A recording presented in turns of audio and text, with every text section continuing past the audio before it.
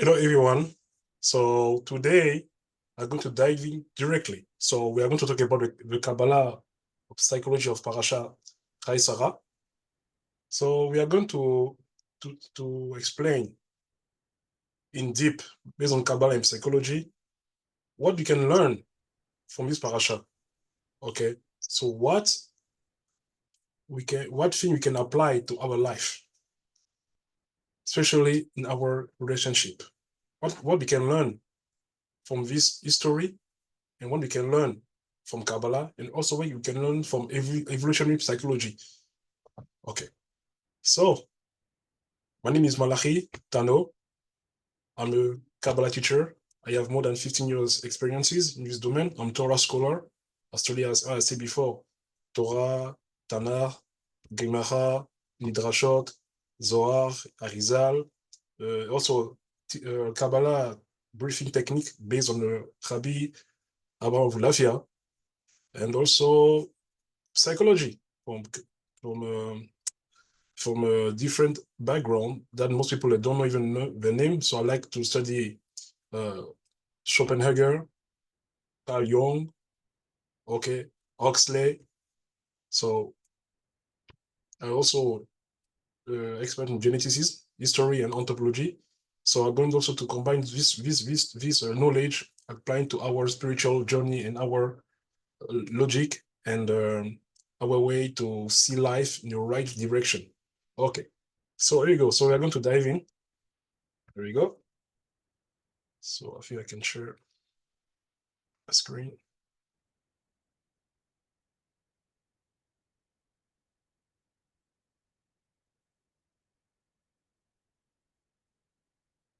Okay, you can see my screen, right? Yeah, I can see it. Okay, so the Kabbalistic psychology of Parashat Chayei. So the topics: Chayei, the briefing lesson. The 5 qualities men look for in a woman. The 10 qualities women look for in a man. The 10 psychological syndrome that keep men and committed to relationship. The 10 psychological syndrome that keep women and married and unfit for long-term relationship. It's matchmaking the solution, exploring way to address the marriage crisis. What happens when a soulmate has been married to someone else, or if the soulmate has died? So I'm going to, this is a very interesting topic. Most people don't talk about that. So I'm going to dive in this question very interesting. The 2 types of soulmate, female soulmate, okay. The Kabbalistic tool and meditation to connect with and attract the soul of our true soulmates. So, next slide. Okay, the five quality men look for in a woman. Number 1, fertility, youth, beauty.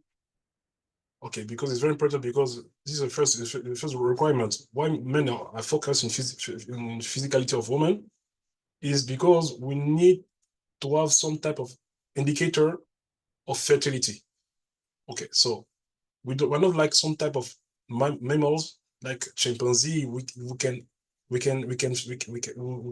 see and smell the hormone of woman of I'm sorry of a female chimpanzee who are in a state of reproduction. So we don't have this type of gift that this animal has. So as a man, we rely on young beauty and to know about fertility. More a woman is young and pretty, for us, it's an indicator of fertility. So number 2, respect. So most of the time, people talk about love. Okay, it's very important. It's a base. But as a man, we put a lot of emphasis in respect.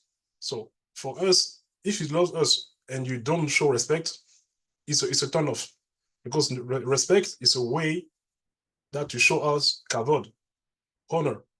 So despite, even you can love us the best way you want, but if you don't show respect, for us is like it doesn't fit.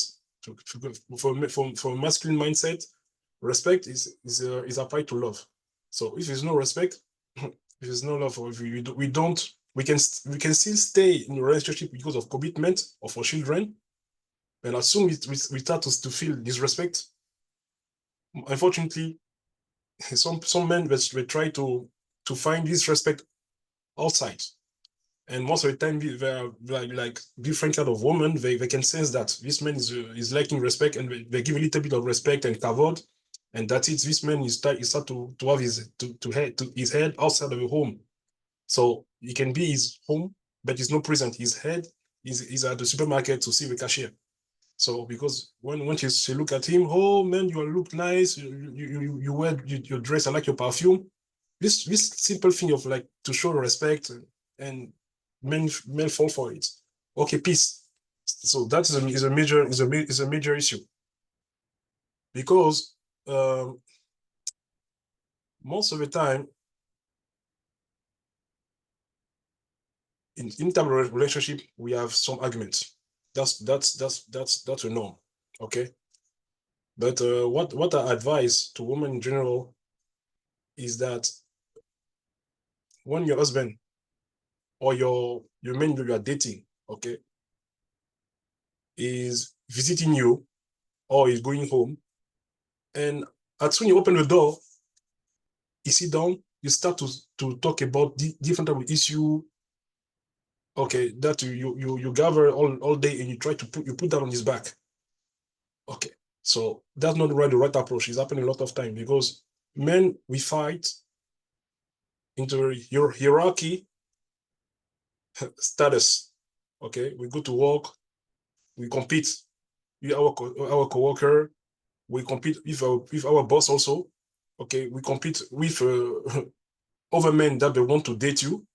So we are on a state of defense and competition. So when we come home, we want peace, peace of mind. We want like to feel we are not at war, because they're already at war outside. So when you go home, we want peace. So that's what the thing. I can talk about more about that thing, but I need to move to the next requirement. So I'll talk about okay, cooking skills. That's a must. Because why? Because according to evolutionary psychology, man is a hunter, women are the gatherer.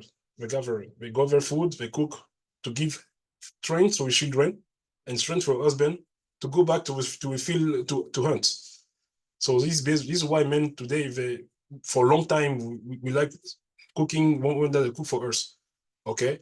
But unfortunately, because of technology, microwave, the enemy of the enemy of a kitchen. So when it's in microwave, it destroys a lot of stuff. So we need to assess the issue, because when a woman cook for us is more than cooking. It's a transmission of energy.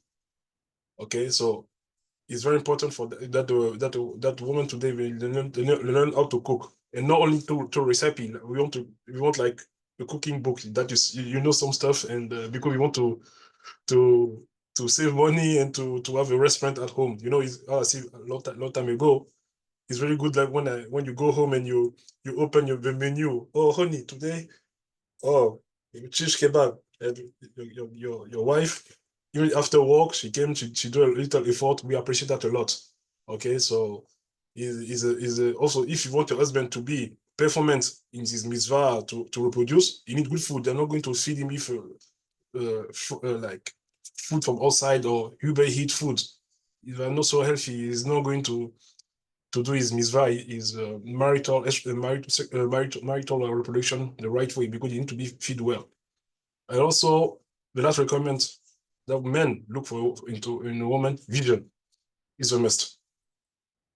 It's a major issue, because it's the main reason why people today they don't remain married, or they stop to date each other, and a lot of breakup because of that.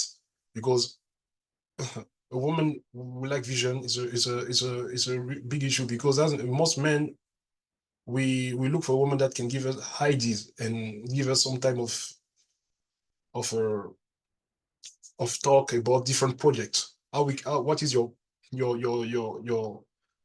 life project, your goals, okay?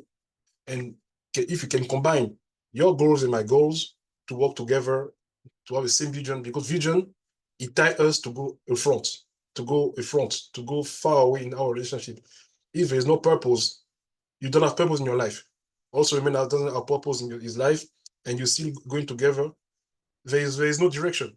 And because of that, is one of the main issues that today our generation they're breaking up because there is no purpose, there is no vision. So it's very very interesting how we see a man, because when is a quote behind a great man is a great woman, because she's the one. She outside the picture, but she only go back inside the picture. She bring ideas to inspire his men. This is why Shlomo Meller, he said that a woman is a crown of a man, because she gives us idea. So I'm going to make a special lecture about that, how women can give a lot of more and more inspiration to a husband. And we are going to move to the next slide. Okay. So the 10 quality woman look for in a man. Okay, obviously he's more requirements. Okay, he's more requirements. Okay, so resources. Okay, resources is tied to finance opportunity, because why women look for men with resources? It's very simple, because of survival. Because women, they need to survive. Because if women don't have access to resources, they're not going to make babies, to reproduce, because the main thing that women focus to make babies is men resources. So we need to be on point, okay? Because it shows also the way you can take care of her and take care also of a kid, and also to share with others. Because most men, they say, oh, women, they like money. Okay, is not so, is very is more complicated than that. Women are looking for men with resources because they have the ability to share with others. Okay, you hunt, you go in the field, you go back in the village, you share with the population. That's how women see things, in the capacity of to be shareful with others. Okay, so we're going to go also social status. Social status is a must, because it's a way, it's an indicator for women to gauge, okay, what type of men she can rely on to survive, and how this man can influence all others, how he can have access to different connection network. This is why social status is very important for women. It's a way to have access to, is also tied to have access to resources and influence. So age, okay, age very interesting, because I can see in this generation they make some mistake.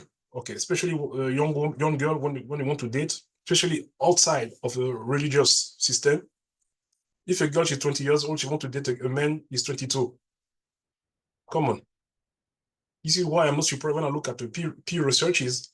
People say that, oh, marriage is 50% of divorce. I say not go so far. It's 50% of divorce between the age range of 20 to 25. And it's way less after 30.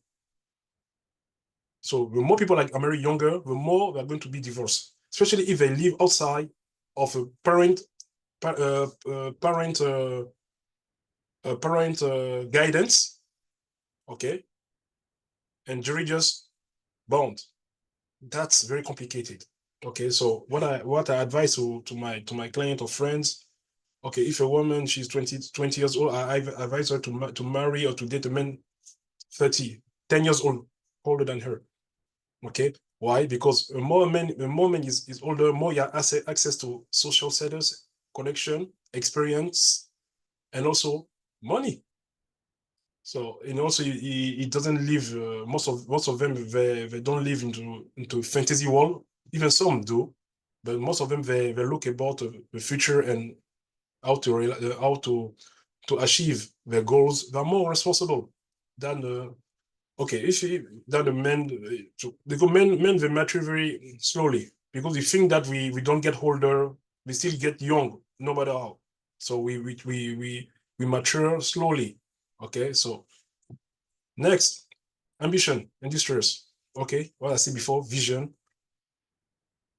industrious. You know how to make money, access to resources, to be reliable, to be on point, and to have a, is very tied to, is also tied to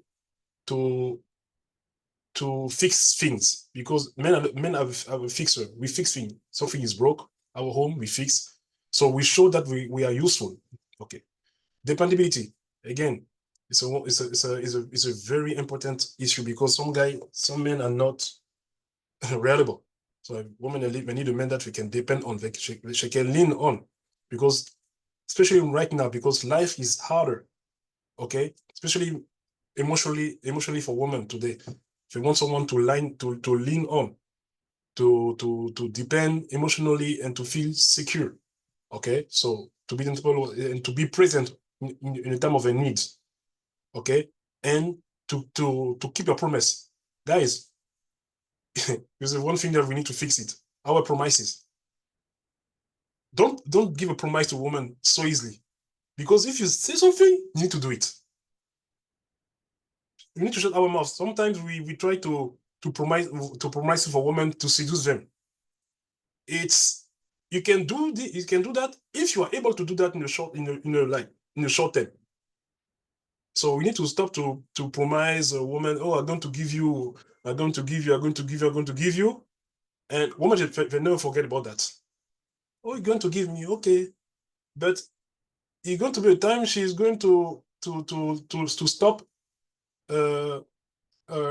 reliability on you.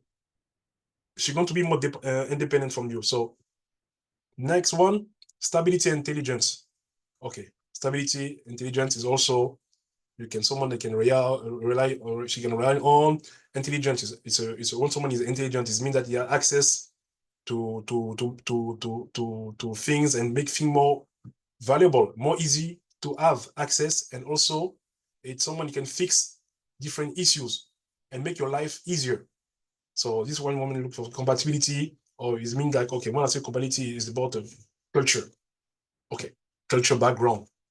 Okay, and also now, especially in America, is a political issue. Now there are some women that divorce because one guy is Republican, one guy is Democrat. So is start to be, we live in a very complex time, but we try to be more mature, and to accept the differences of people. Okay, so compatibility at time more that on religion, culture, and social values. Okay, good health, symmetry, and masculinity. Okay, good health, woman looking for good health because good genes, symmetry, face symmetry, jowly symmetry. When a man has a good face symmetry and a broad jaw, he shows dominance, high testosterone. And V-shape, torso V-shape, is an indicator of reproduction and strength that women they put on men. Okay, masculinity, take charge, responsible, emotional stability, courageous, leader. That's a show of masculinity, and also a way to listen, because most of the time we need to listen. We don't listen. I read the book about why marriage today are not working well, because men tend to listen less. Okay, so we need to improve that. Okay, so also love, kindness, and commitment is very simple. So you already have the answer. Okay, so now that's what most interesting. So Peter Pan syndrome. Okay, sorry, the term psychological syndrome that keep men uncommitted to relationship. Peter Pan syndrome. That's I'm going to tell you that something is about the fact that we are suffering from this syndrome, psychological issue for quite a while. So I'm going to go faster because I have a short time. So Peter Pan syndrome is defined as a struggle with the idea of growing up and taking responsibility. Okay, and also with the Peter Pan syndrome, it's a lack of commitment and take responsibility in his life and also in relationship. is often linked to overprotective parents, lack of role models, and fear or losing his comfort zone. Okay, that's a Peter Pan syndrome. The second one, it's a fear of vulnerability. Okay, so as a man, we tend to tie to past due trauma, rejection, abandonment, and it impact our commitment in relationship, and because we still hurt from emotional pain, especially in our youth. I don't know if you're familiar with the fact that you have a sweet, you are in high school, you have your sweet love, you are broke, no money, you still live at home with your parents, and you see your sweetheart, you are there, you try to engage any type of relationship or dating for a future, but guess what? A man from college, he just drives his car in front of you. He put the low music. He show that he's dominant. You are a young kid, low self-esteem, and playing video games on the basement till late night. You eat cornflakes at night also. So you are the most irresponsible entity in the world. And this woman, she can feel that, and she prefer to date high standard, high. We call that in scientific field hypergamy. And we feel today a lot of men, we carry this baggage because we were not strong enough, we were not good enough in our younger life. So we facing this issue. Okay, so also is the cause is also I said before, prior relationship issue. Okay, so the number 3, avoidment attachment style. Okay, because men want to be independent. Okay, so we prioritize our freedom and independence instead to be close emotion. Okay, because we fear to be suffocated, so we pull away from intimacy, especially if you have intimacy outside of getting married. Because I want to be honest with you, I talk about the both sides, because 60%, 65% of people they already have sexual relationship before marriage. So I talk about them. I talk also about people that are already getting married and they discover each other. I encourage that because it's more productive for children and it's more also emotional stability. So some people they already have that, make that before getting married, and the more men they are doing their John Travolta lifestyle, okay, the womanizing lifestyle, they have low interest to stay because they're afraid. More intimacy is mean more commitment, so they avoid. They prefer to go away. Okay, so the fourth one, it's commitment phobia. We call that in the domain of psychology, gamophobia.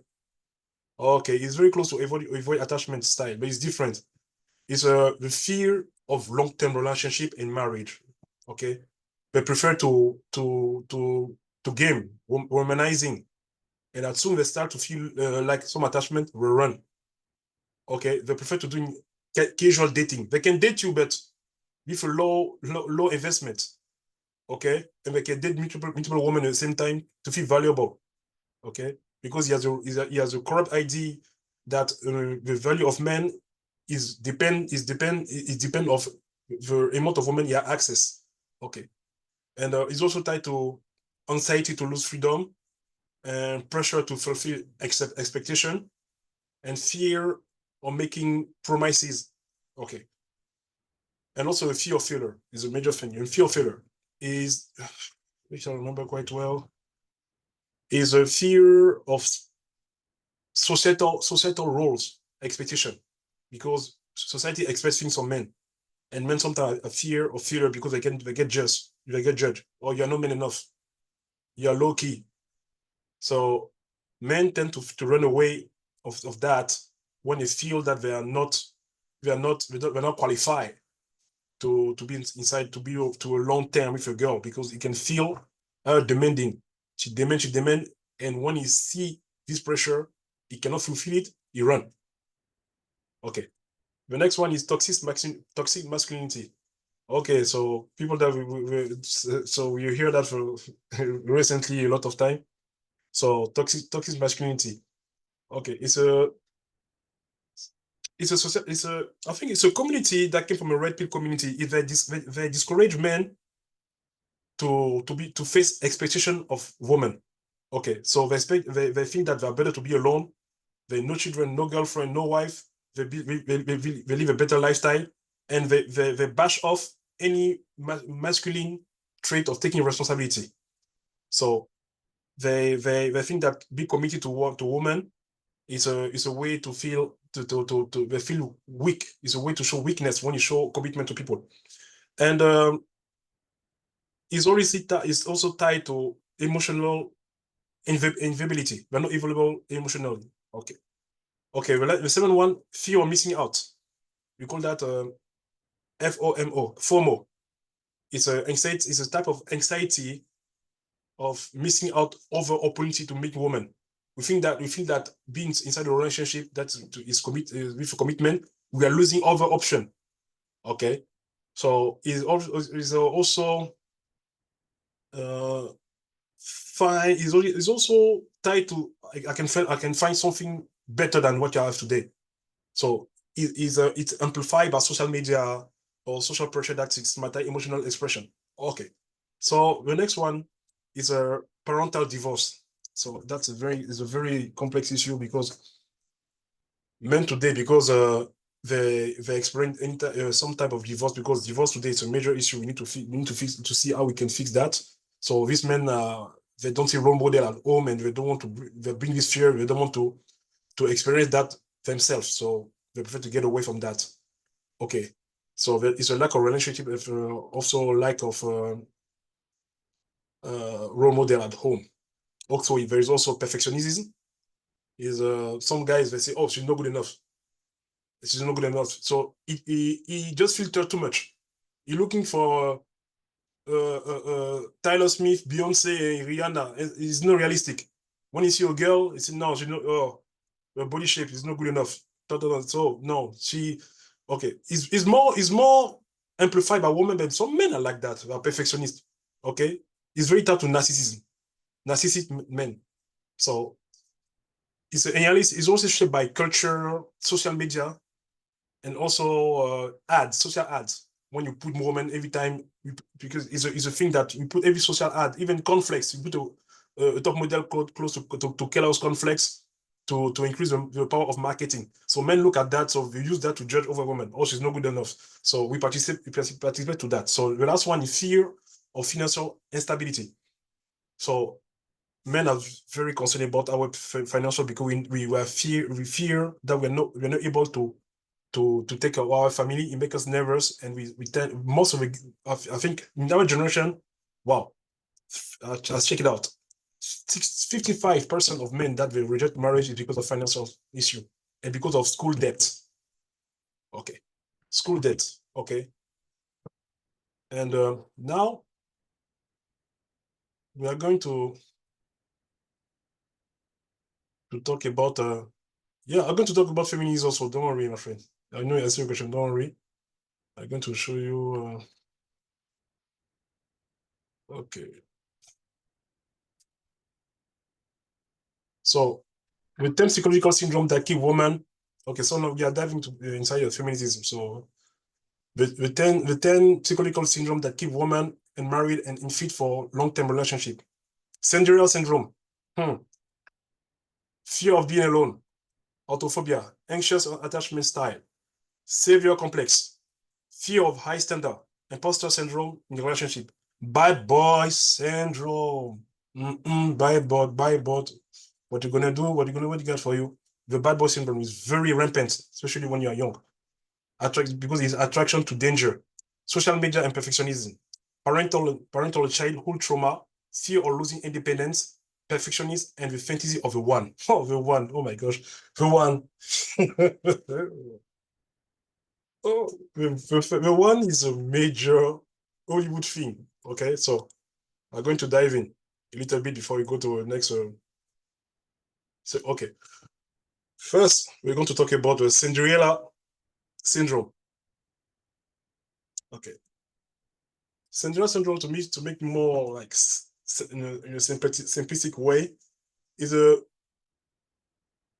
sense she wants a savior. Like, my life is not good enough without you. My life is not worthy without a prince that's going to save me, especially for my financial crisis and my debt and low financial security. It happens especially in a low income family and also third world.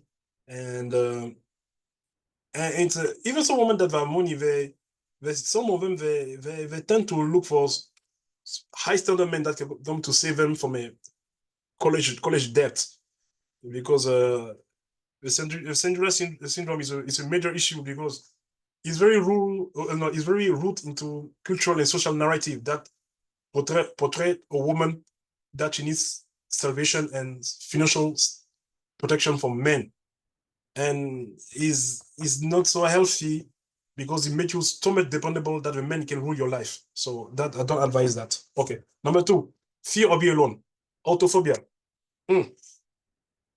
It's rampant, especially right now because of social media. Women, they feel they tend to be with men because they are fear to be alone, especially when they reach 27 up, especially when they reach 32. Wow, that's when the clock is leaking, the fear of be alone, and is a back then. And when they do that, they can tolerate any type of man with toxic behaviors, rushing into a relationship. They tolerate that because they're afraid that if you leave me, I'm going to be alone. It's very difficult to be alone. The fear to be alone. Okay, root the psychological issue is fear, insecurity, low self-esteem, social pressure to be in a relationship. Okay.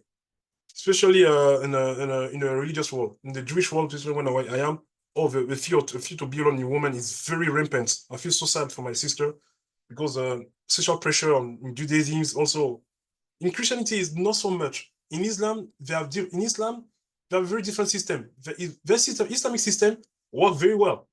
But I'm going to one day I'm going to make a lecture about marriage difference between these three brands, also about Buddhism.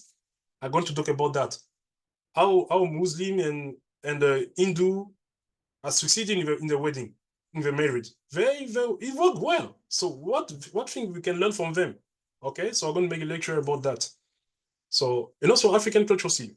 Also, we don't have, we are very low, especially in my country of origin, Ivory Coast, we have a low rate of, we don't divorce. In Africa, it's very difficult to divorce because we have a huge family pressure. Okay, and also family help. We know how to talk with our cousin, our dad. So we are very bond family. We are very we live in community. So it's very difficult to divorce. So I'm going to make a lecture about divorce next time. So also the anxious attachment style is a pattern of craving closeness while fear of abandon, to be alone also, but it's more tied to fear of rejection. They're anxious to be rejected.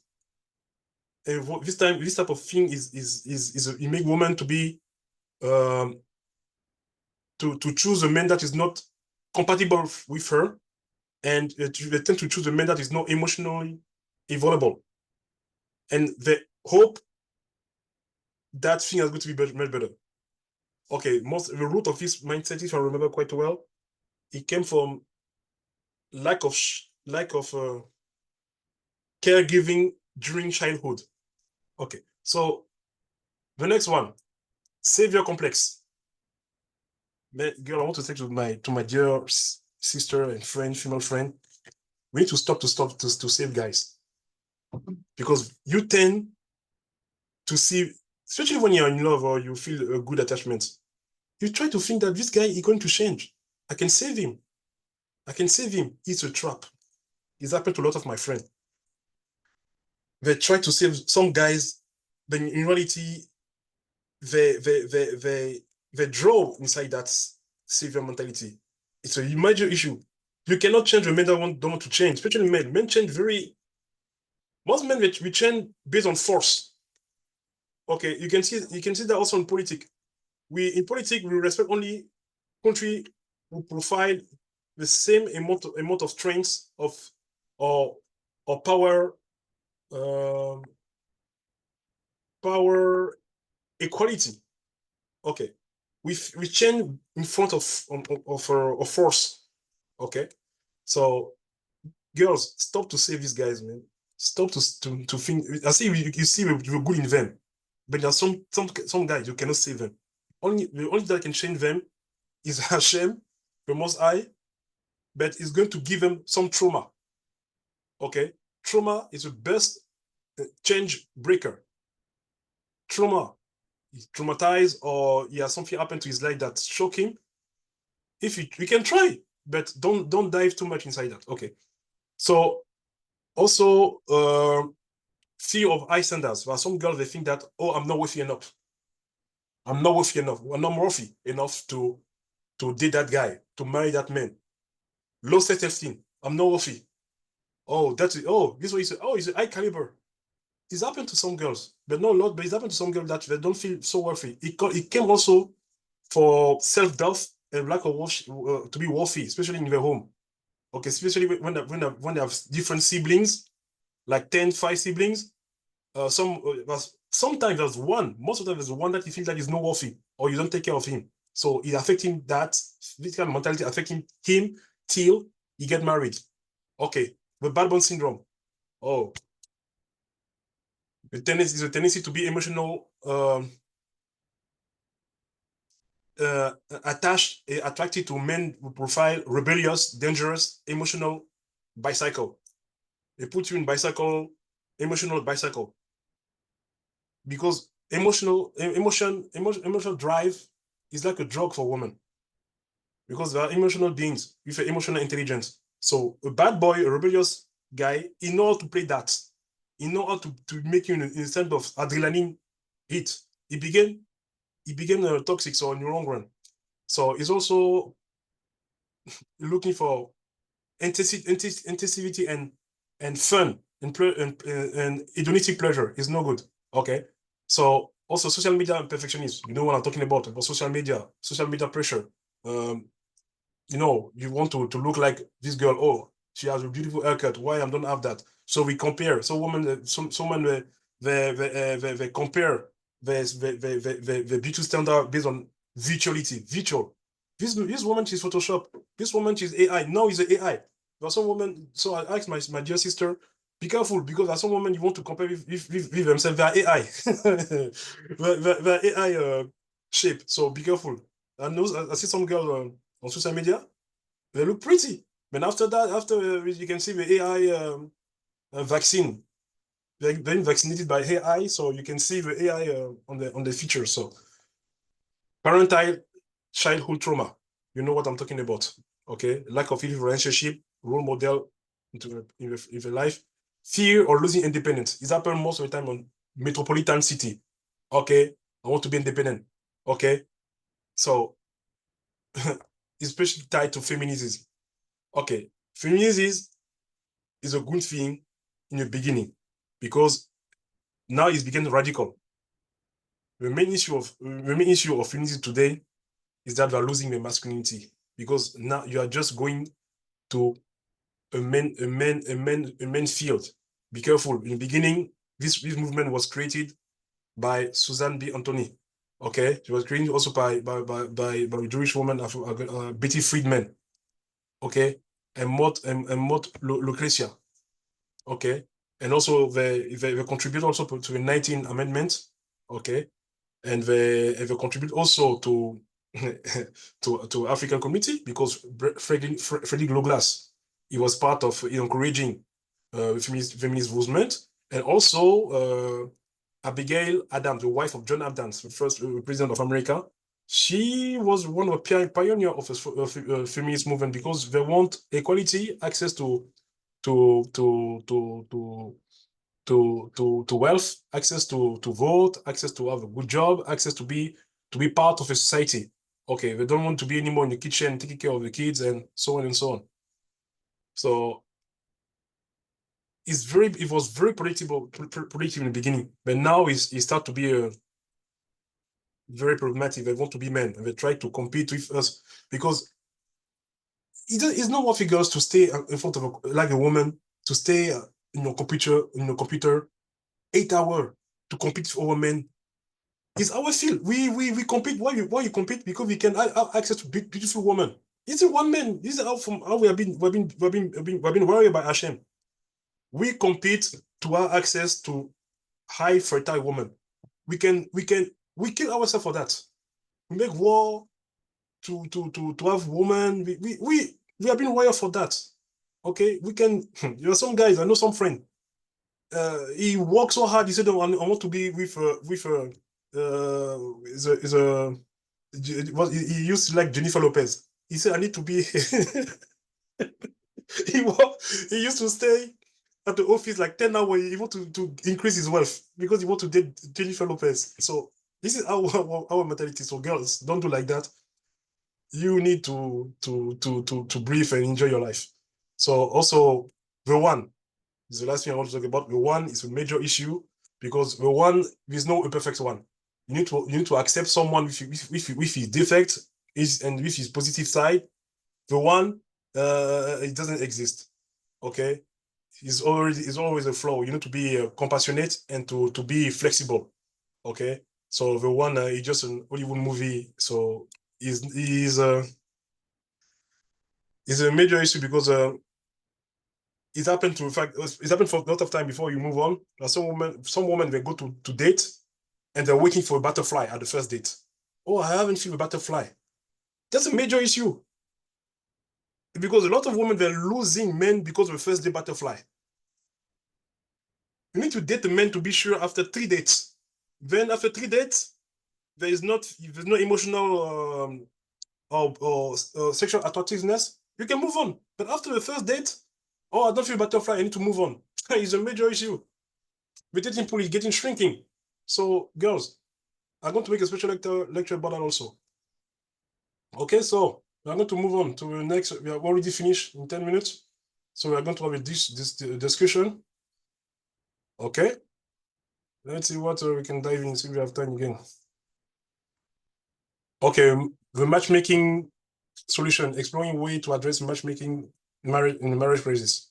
Okay, to be honest with you, matchmaking is much better than dating app. Dating app has a success rate of 19%. Are making people dating each other, not even married. To get married is shrinker, around 2%, 5%. Okay, so yeah, girls, I encourage you to have a matchmaking the same way as Eliezer. Eliezer, in the Torah of the 7 Abraham, he was a matchmaker. Okay, Hashem inspired Abraham to say, Eliezer, go to pick the wife for my son Isaac. And this Eliezer, he look at Isaac. He see the type of woman Isaac, she's compatible to Isaac. Isaac, after Kabbalah, from Kabbalah, is Gevurah. Severity, Isaac, he has discipline, severity, and he has zilzul. He was very zealous. So you need what type of woman? Kindness, patient, cheerful. So Eliezer, as a matchmaker, he said, okay, you go. You see, this woman he said, Hashem, give me a sign. If this woman give me water and she give water to my camel, she's the one. Kindness, because he knows about Isaac. And she fit in. She give him water and she give him water to his camels. Okay, so we need to have a matchmaker that really know the both. Okay, the both party. But today we are matchmaker is beginning a business. The matchmaker, oh, he just came out. He doesn't know the both party. He just want to match things quick to have money. And when he get destroyed, man, here in Jewish matchmaking, my Khalil Rav Shalom, what's going on in dating system right now is very unfortunate because now people are looking for money, matching people together, and the sign you check on. We need to have more patience. Okay, so I want to talk more about that, guys, but we start to be short of time. Okay. What happened when a soulmate has been married to someone else or his soulmate has died? Okay, I pick from Zohar Kadosh, he said that when someone soulmate has been married, is no worry. The secret of the Zohar Kadosh. Hashem will take the soul of this person to give to a new guy, a new boyfriend or your husband, based on your deeds as a woman. If you see that your soulmate, because of one issue that you have done, you marry someone else, and you feel sad, he's already married, because it happened that our soulmate are already married.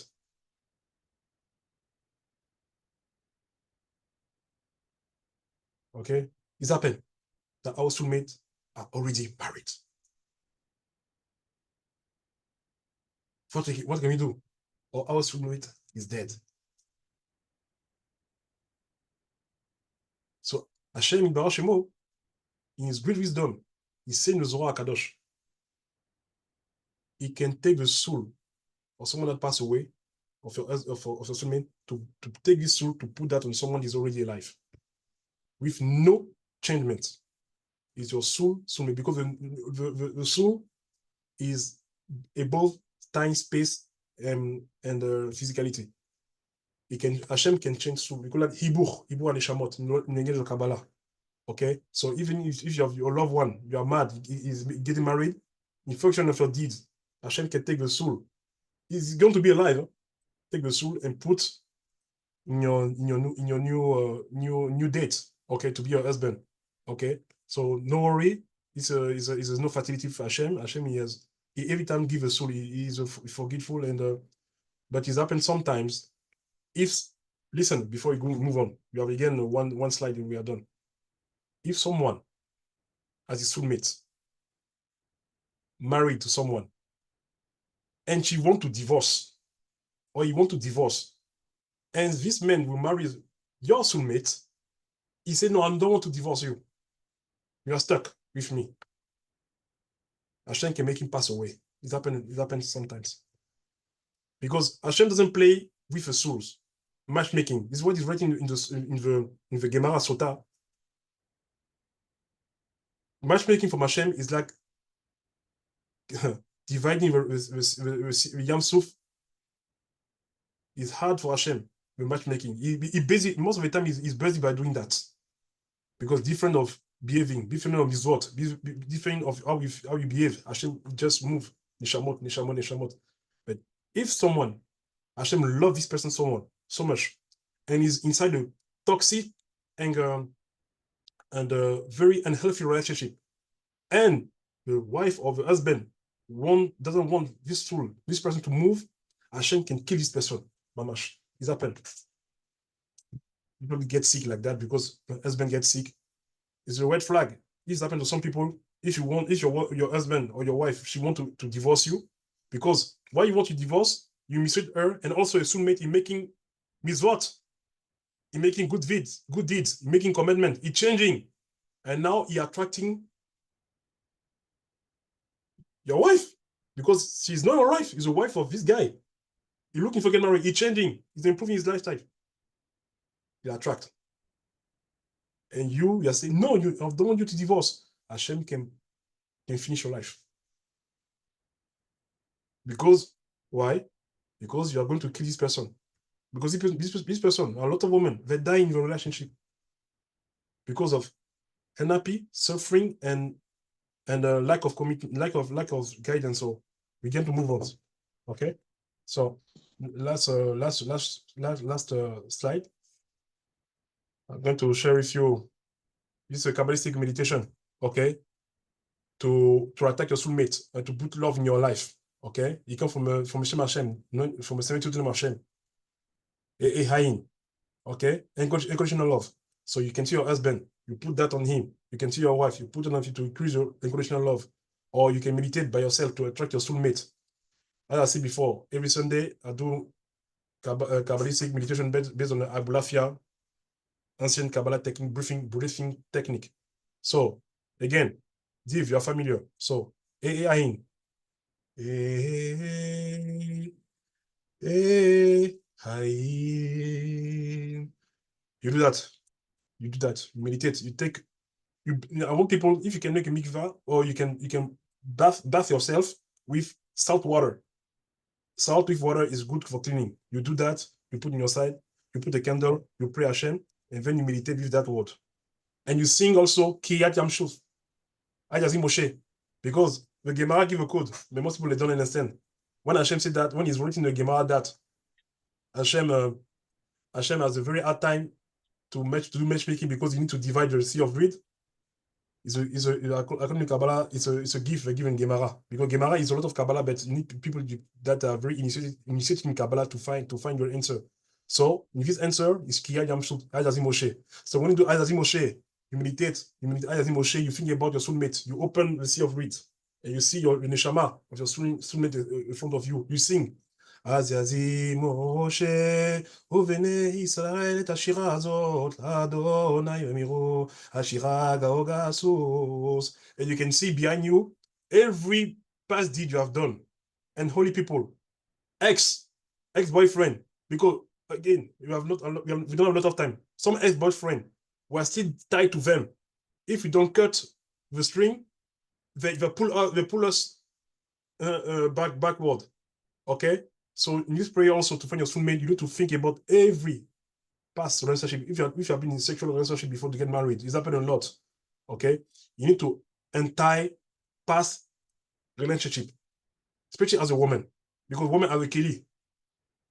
You're a vessel. You need to make a meditation based on what I give to you to remove past love, past deception before to find the one. But I say the soulmate. Okay. So also you need to meditate on the first line of Anna Bekwach. Okay. No, the third line. When you meditate with I, you repeat, you think about soulmate to clean yourself, clean your soul, because 80% of people are married with a body mate, but not with a soulmate. We have with our body mate, but not with our soulmate. So we need to connect with our soul, okay? So that's it. Hope you enjoy. So we can start a discussion. There were some questions, so I think Goldie and other people I also on the chat, if anyone wants. Oh, beautiful. Let's see. Yeah, if anyone want to ask a question. I see that Goldie asked, how can you generalize what women and men want in a spouse? Don't we each other or have our own individual wants and needs? Beautiful. What I give you now is the basis, okay, based on evolutionary psychology. What on the base, the base, because more people, they don't even know the base. Okay, we have our personal, now we say personal need and vision, but we have our base. Can I say something though? When I look at this list, I'm like, that's not like, okay, some of the things, yes, but like it's first thing, resources, money, like all these things are like the last things on my list. Is so not what I would be looking for in a man. It's like totally off. And I'm like, maybe something is wrong with me. Who knows? Isn't that something wrong with you? Is that it depends also of your social status, and also there are some women they are being blessed by growing up with a good wealth, okay, and they don't feel no, it just doesn't feel important to me in a relationship. It's about love and connection more than things that can come straight from God, you know. Like, God has to send me money. I don't need someone else to give me money. Like, it's these things are not. That's good. It means that you're part of an exception. Okay, as long I thought it's like something is wrong, but if no, it's something is not wrong with you. It's based also of your mazal, okay, of your astrologic side. Okay. Wait, thank you. Yeah, unfortunately, if I can also, I'm an astrologer also. I forgot to tell you that I'm a Kabbalist astrologer. So based on your date of birth, I can see why you are like that. Because some women they have something in their house that they don't require a lot of wealth. All they look for love. Okay, so I can do your birth chart and I can give you more information about that. Are you saying that as a Kabbalist you see why that is? Yeah, I'm going to tell you inbox. Oh, you want to tell it to me privately? Oh yeah, I'm going to text you after. Yeah. Thank you. Interesting. I wanted to share, so like based on what I learned in Kabbalah in relationship, as according to the Sefirot, there is still a generalized ideology of an evolutionary of survival, that a man is a giver and a woman is a receiver, and in many ways, but in order to be accepted, like a man has the urge to give, like to make food, to make breakfast, to many things, and a man feel also valued, and I think this is like also in the Kabbalah, like the Chesed is like Avraham Avinu was someone that was like mission is to give, and he feel valued. So that was my understanding why it's important. But I think that technology and society adapted and changed, and now roles could be changing a little bit. So can you expand a little bit more, like resources based on Kabbalah? Like how are you getting to this list of requirement between relationship between men and women? Okay. So I'm going to answer you is the fact that men is Zerampin. Men, Zerampin, what is Zerampin? The six upper Sefirot. Chesed, Gevurah, Tifra, Nesa, Od, Yesod. And woman, they have Malchut. Okay. The Nukva. So Malchut, he just receive Or Yashar. Okay. The direct light from a man. Through the Yesod. Okay. So woman will receive abundance and light. This is why Hashem say in the Sefer Bereshit, the woman, she will feel a desire to his man. This is why women look for attention. Because while they look for attention, we need to drive to attract the light of men. Okay? Because women have a vessel. It's like a light bulb. A light bulb need to have a light, but to be condensed, constrained, to shine. So woman, without a man, without to get married, she don't receive lights from men. Okay? One light is like joy, attention, protection. This is the main thing. This one I'm talking about. I can talk more more complicatedly, but I prefer to be more simple. So the thing that what happened today is that because of technology, how you say before, technology is replacing men because it's made those men depressing, especially in the 1960s. Okay, when most of the refinery and factory move abroad in the USA. Men were working in factory, in manufacturing. It was a purpose because we are used to that. Okay, so sorry. We are used to work with our hands and to be close to gadgets. This is why when you see a baby, he like to play with Lego, with cars, because we like things. We like to work in this type of things. But now we remove that from society because we're looking for cheap laborers. Okay, and it affects a lot of main purpose. Okay, this is why happened today is that is rising, like 46% of men are dropping out. They don't want to go to school. They prefer to do their own things. Okay, so by doing that, men today technology is, especially when you move from communal and rural life, you go to more metropolitan. Technology is there more than in village and community. So technology. So what happened today is that we cannot use anymore like our muscle to attract women or to show that we are worthy or we are useful for women. So this is one point that make technology is very dangerous for men, but it's good for women because women they don't tend to make a lot of effort. So when technology is very good for women, but it's also not good for them because they need to see the value of men, because men we suffer what they say is zero pin. You said before, zero pin, you want to give a light from years old of Ima, years old of Bina. We receive light as a man. But if you don't, we cannot give. Hashem said in the Torah, Lo Hashem levado, no tov Adam levado. It's no good that Adam is alone. Why? Because nobody is alone. Once someone said that, I'm good to be alone, we are never alone. You sometimes someone in your back, some type of entity.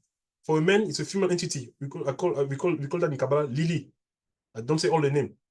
Some succubus, okay? They want men to be alone because why? They take his seeds to feed, to create different entity and to harm humanity. The same thing for women. When women say that, oh, I'm very independent. I don't want to get married. I'm good to be alone. Nah. You cannot be alone. There is no void in life. In every empty space, there's someone to fill in. And also, one behind the woman is the one we call the Nachash. Nachash Kadmol. In the Kabbalah, in the Zohar, we call his name. His name is Baria. Or you can call it also Adam Belial. What do you want to do? I have some friend. I'm not going to share the names, or some clients, female client, if they say they complain that when they go to sleep, some entity came to make love event at night. It's happened a lot, especially in our generation. And this entity forced them to use any type of, I want to tell you the truth, any type of sexual object. Would tell you to do that. There's a man, you can marry a man to have that more like in a kosher way. Why you say I'm good to be alone? And you prefer to use this type of object. Now you take even light for the sitra hara, for impurity. The same way as a man. You can marry good women, some good women. Even with struggling, you can travel. Okay, if it's not working for you in America, lech lecha. Lech lecha, bibi. It doesn't work for you, lech lecha. Take your passport, stamp it, move.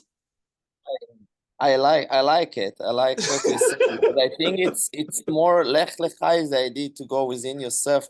And like one of the biggest mission in life is to find your shidduch, your soul. And from what I understand, according to Kabbalah, you have 3 soulmates to find within a lifetime. Correct me if I'm wrong. Yeah. So and this is part of your tikkun. So a lot of people need to understand that we need to also or at least like my understanding that in order to find the soulmate, I also have to elevate myself to a certain degree. So for example, I'm a choser b'tshuva. I'm not super orthodox, but I'm keeping Shabbat and I'm growing spiritually. And perhaps because I elevated, I have different kind of a soul, and I couldn't find a soul before because I wasn't at the level that I supposed to be. So I think a lot of people also need to like work within themselves to build the character and to find themselves, lech lecha. But I think once you get to this level, also you have a different tikkun, which is part of maintaining this relationship, and the women or the wife, potential wife, is your tikkun, and she is there to guide you, and you're there to guide. So a lot of people need to also like figure out and work on the tikkun. Yeah, sorry, I'm too many things, but yeah. She has he said that he has a question. She has who's so sorry, Ziv. I'm going to answer you after. no, okay. Please type the question, or you can unmute Shia. Or men also, okay. Okay. You can unmute, or you can also type. You can type.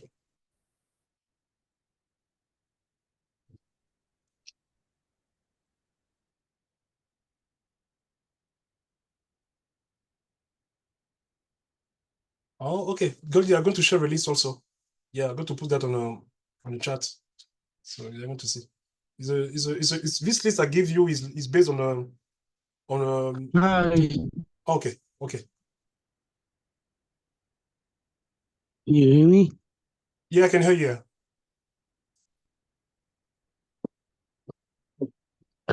Let's say Mhm. that a man Mhm. comes over and say, like, let's say a man comes over and say like this, I came from Egypt, Mhm. but sometimes I can be working for the rest of my life in Egypt, Mhm. but we had a miracle. We had left from the place 210 was a miracle that we had left Egypt, Mhm. and we plead from to God that we our specifically left. The younger people couldn't leave right away because younger people get influenced and stay behind. That's why the younger people went first, then the older people. Then afterward, once we left, then then that was a miracle of the women seeing us leaving from Egypt, and they came along with us. So that's why the men understand the women to know you're my queen. We respect you. And there are times that you mentioned about respecting the from a man to into a woman. So let's say we are Jewish people, we have faith and believe and trust into God in all different ways. It doesn't matter when we struggle or not. Let's say that there a specifically that we sometimes we see that things are not going our way by certain people, the other side of the community. Let's say I won't say by let's say different religious of a person. This kind of person will lose himself with anger and or frustration and all of his way of losing himself out of control, cursing, yelling, don't physically hurting other people. But we don't get into this kind of concept is because in the Jewish community we don't have these kind of things. We don't lose ourselves. We very filled with all different ways and uh, the way the person has to meditate is only when a person has to think, wake up in the morning like really early, like before the sunrise. And most Jewish people have that very strong brain when they wake up this kind of way, and most people, the modern Orthodox religious people, will meditate in the hour. They go to let's say, to the ocean, to the beach, or anything for a good half an hour. Sometimes they do go on a speedboat on the ocean, and the wind is blowing away the mind.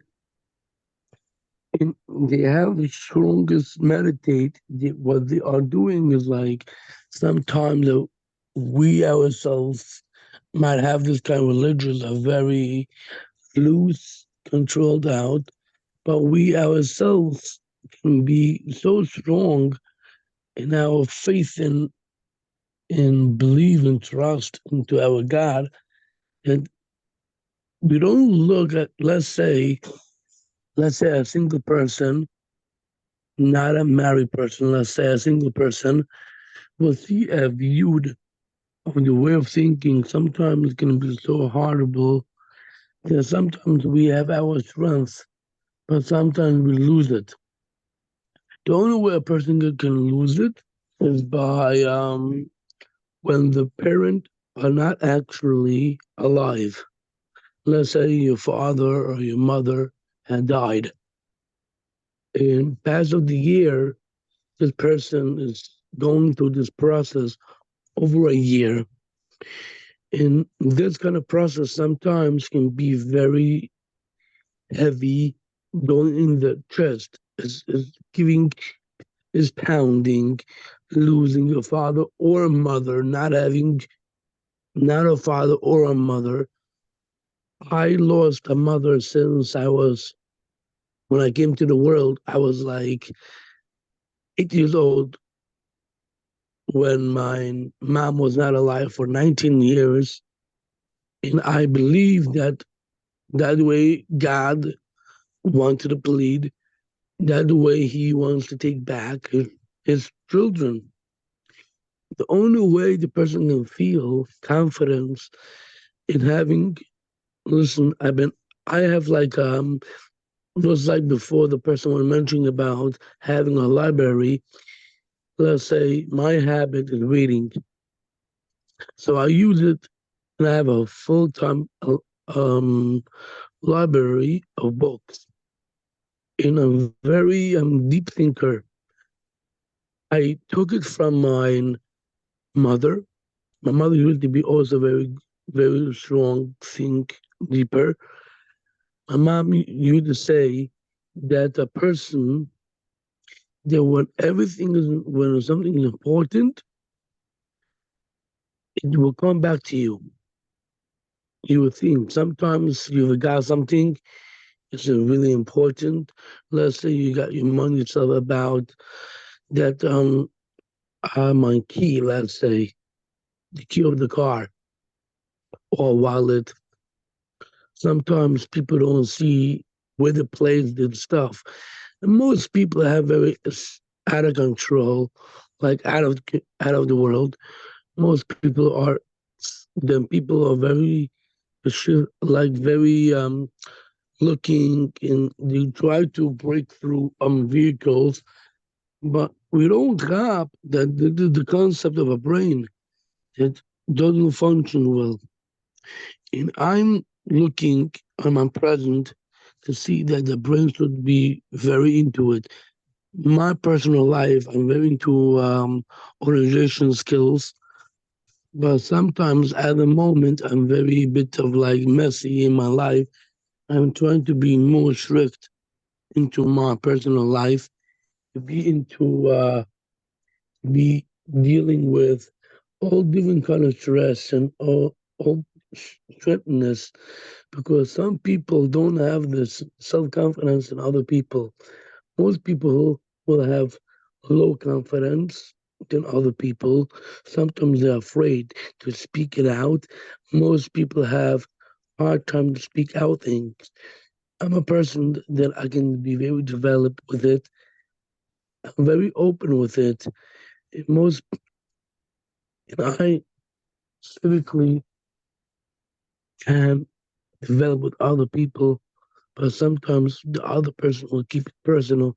And I always say this to my friends or family when they keep things personal into their chest, what things sit on it. But some people, I always say that these people, it's very healthy to speak it out. If you don't speak it out, you're gonna stay with this the rest of your life. It is important. You're gonna give it out. Okay. So I see that you came back on the screen, the other person who opened this Zoom. I really appreciate on your depth that you personally get into it.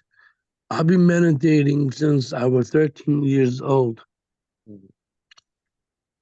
So I took it so strongly, meditate on a certain level. It's not just meditating just as on its own. I'm I'm meditating on through when I was 13. The first thing what I did is like sit back. Don't let yourself to be in this box. Don't let yourself that box of emotions or stuff to come to you. Wow. And most people can be other people are developing emotionally a very sensitivity to other people, and it explodes. Sometimes it can be physically hurting other people, but it depends. What I do is like this. That's why I'm here to help them. If they go physically, I will say this is not the way of our religions. Our religion, we should never to be going physically to each other's. That is basically destroying the other person's life, and you're hurting the person, and you don't know what can happen. Let's say, for example, you were so wealthy in your personal life, and sometimes you see something that's not going your way. By a person who is not so religious will explode, destroy everything in their house, everything flying, everything destroying, and then you're done. Your life is specifically over because you destroyed your house. You didn't get what you wanted it, and you destroyed everything from your personal house. So sometimes we feel it out of control. Go out to the world. Go outside a little bit. Don't be in the house. If you be in the house, then things gonna go wild, destroying stuff. You say something interesting. Sorry to Yeah. interrupt you. You said something interesting before we move to the next question. What in your talk, in your speech, I have understand there is some good aspect is that you make me reminding about something. Why the current generation Z and the millennium, we are failing at choosing our right mate, or we are failing to getting away from commitment relationship because we forgot to learn from older generation. We, as a young people, we are so full of ourselves. We think we know better because we have access to more information. We tend to disrespect and put on the side old people, and we are moving in the sea without previous guidance, and is affecting a lot of young people, especially the youngsters in our generation, because they don't listen to older people. Because according to our so, and also thank you so much to share your story, because you succeed despite your difficulty, your challenge. You handle your inner monster that can show up to take revenge, resentment, and to try to transfer this energy to the world, to feel your pain. You handle your pain, you meditate on it, and you control this monster, and you transform this monster in a wisdom to teach people. Listen, I was like that. I can turn revengeful, bitter, want to destroy my community, don't want to destroy myself, but I'm meant to be tahon, not person Hashem. Okay? And I succeed to handle my inner demon, to put them in check, to show to the world that if I make it, you can make it. So that's very beautiful, Shia, and thank you for your wise word. And these are two major things you say is remain in my mind. Okay, so who's the next question? Is Myrna? I think she left. Oh, she left. Anyone else have other questions? You can put it in the chat or unmute.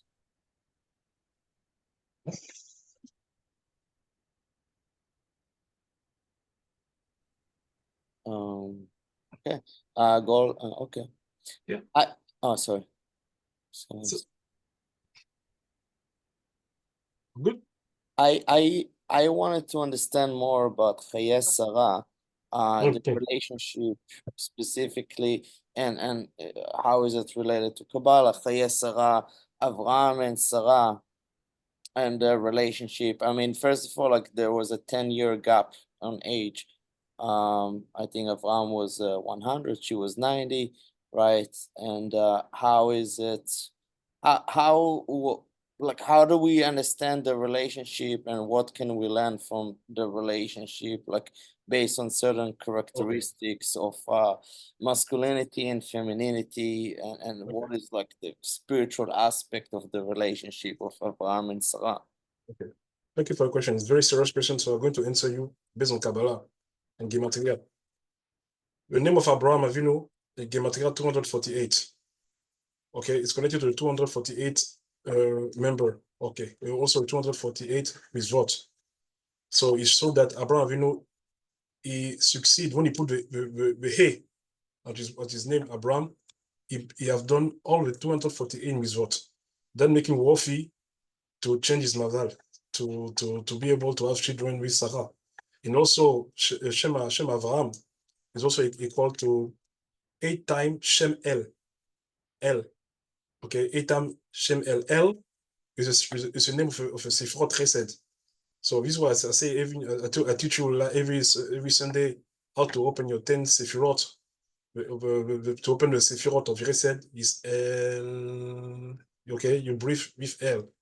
So Abraham is also equal to the if I remember quite well, it's equal to the 22 Hebrew letters plus the 10 Sefirot, and is also plus the name Shaddai, something like that. And you also, if I remember quite well, it the name Sarah, okay, is 505. Okay, it's connected. If you take the name Sarah, Shin Resh E, Shin 300 is equal to a milui of Shem Elohim. Okay, when you take the Shem Elohim by milui, it's 300. Okay, you take a Aleph. Okay, et Lamed, et Iod, Mem. Okay, so you put that the milui, you feel it. Okay, and if you take also the Resh for Sarah is equal to Ribois, the Ribois of Shem Elohim. Okay, Ribois Elohim is Aleph, Lamed, E, Aleph, Lamed, I, Yod. Yod, Mem. You take, like, it's like succession. You go like the Ribois. So the Ribois from the Gematria. That's a Resh. And A is equal to a five letter of Shem Elohim. Okay? So, you say it's also very interesting, Ziv. Abraham, Chesed. Sarah is more like severity. Put away Agar in front of me. Put her away. So the connection between Abraham and Sarah, it was kindness, compassionate, and Sarah, she was severity, discipline, and judgment. So they mixed together. Okay. So this very relationship give birth to Israq. Okay. Israq is equal to Gematria 5 times Shem Ben. Okay, I need to make a lecture about what the different name of Hashem in function of a five, I can say 5, but no, 4 dimension of a world. Okay, Olam Atziyut. Okay, Ishem Av. Okay, Olam Beya. Ishem Sag. Olam Yesira. Ishem Ma. Olam Asiya. Ishem Ben. So Israq is 5 times Shem Ben. Okay, so you can see how Hashem is inside the relationship, how he choose the right personality to give birth to the right children in function of the Shem of Hashem. Okay, so you need to understand that in every relationship, based on Sarah and Abraham, I'm going to share with you according to the Arizal. Abraham is a reincarnation of Adam Arishon. Why? Because Adam Arishon, he commit idol worship when he sin. Because Adam Arishon, he commits the 3 cardinal sins: idol worship, killing, and sexual immorality. Okay, so I'm going to be making a lecture about that. I should have done that for Bereshit. So Abraham Avinu, he came to rectify idol worship of Adam Arishon. Because Adam Arishon, he listened to his wife instead to listen to Hashem. So you idolize your wife more than Hashem. Hashem dit, you should put more emphasis on my commandment instead to listen to your wife. So he showed that you need to put Hashem in front of us. So Abraham, he came back as the nefesh. This is really, I'm sorry to interrupt, this is very powerful because it also showed the power of femininity of women. Like women is, like they say, the neck of the head of the man, and they can guide, man to Hashem, and also can use the lili, the negative aspect, and to misguide away from Hashem. Yeah, because you can find in the Sefer Bereshit. Okay, one is Hashem Ezer Knegdo. The Zohar says something very interesting. What means Ezer Knegdo? If you do good thing, you improve yourself, she will put you higher. A woman is like a catalysis. She enhances men. She makes us to achieve our real potentiality. Woman is more spiritual than men. Mark my word. Okay. And also, if you behave as a beast, selfish, lack of ambition, lack of purpose, and you do all your life looking for fun, and you engage in hedonistic lifestyle, she put you down. That's the role of woman.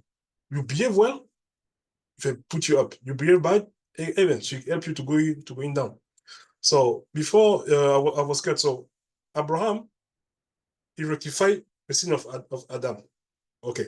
The same way, Isaac also is a reincarnation of Adam. Okay, you need to rectify the blood, the spilling of the blood, because the sin of Adam creates death. So Isaac, you need to experience death to rectify the sin of Adam. How? Someone going to tell me, but Abraham, he tried to sacrifice Isaac, it didn't happen. According to the Zohar Kadosh, Hashem called Abraham 2 times. Abraham, Yaakov, Moshe. Why in the Torah he never say Israq? Zohar Kadosh say because when Abraham Avinu, he was on Ar Moria to sacrifice Israq. When Abraham, he took the knife, when he put the knife close to his throat, he was so afraid. He passed away. His neshama went off, because sometimes some people die before the physicality follow up. Huh? Some people, the neshama went out before they pass away. Yeah, you call that NDE, near-death experience. So the NDE happened to Isaac, and what he received, the neshama from Olam Haba. This is why Abraham Avinu is so Yaakov. Okay, he was blind. He said, I can smell this. I can smell the scent of a garden of Eden, because his neshama came from there. He was the HM. Okay, there's also something I want to share with you guys, because Isaac is born with a female neshama. He was not supposed to have children, according to the Zohar. He born with a neshama from woman. So even the Arizal, in his book Sha'ar Gegulim, he said that a woman when she's barren, and she cannot bear children, it means that she has a man's soul inside her.